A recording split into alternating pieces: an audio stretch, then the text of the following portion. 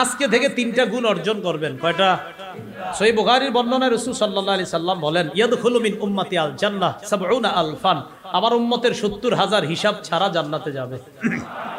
হুমুল্লাযীনা লা ইস্তারকুনা, 1 নাম্বার যারা গায়রুল্লাহর নামে ঝাড়ফুঁক করে না, গায়রুল্লাহর নামে ঝাড়ফুঁক করে না, আল্লাহ ছাড়া অন্য কারো নামে ঝাড়ফুঁক করে না।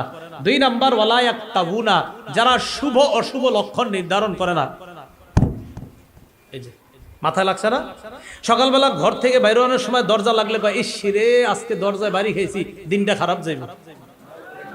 একজনের চেহারা দেখা কয়, তোর চেহারা দেখছি হইছে আজকে দিন কেমন যাইব।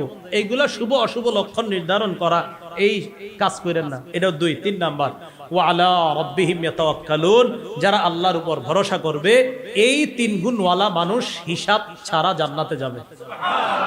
আবার এই 3 গুণ অর্জন করে নামাজ ছেড়ে দিয়েন নাকি? না না, সব ঠিক রাইখা এইগুলো আমাদের মধ্যে থাকতে হবে।